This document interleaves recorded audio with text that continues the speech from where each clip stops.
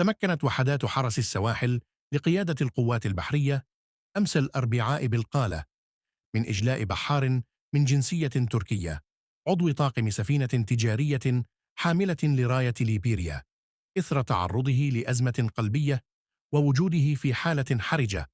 حسب ما أورده اليوم الخميس بيان لوزارة الدفاع الوطني. وبعد تحديد موقع السفينة من طرف ذات الحوامة على بعد 27 ميلا بحريا شمال رأس روزا بالقالة، تم إجلاء البحار التركي على جناح السرعة إلى مستشفى الحجار لتلقي الإسعافات الأولية، ليتم تحويله بعدها إلى المؤسسة الاستشفائية الجامعية ابن رشد بعنابة من أجل تلقي العلاج اللازم. وتندرج هذه العملية في إطار المهام الإنسانية لوحدات حرس السواحل لقيادة القوات البحرية التي تعكس الجهود المبذولة ومدى حرصهم على التدخل لإنقاذ الأرواح البشرية في عرض البحر في جميع الظروف.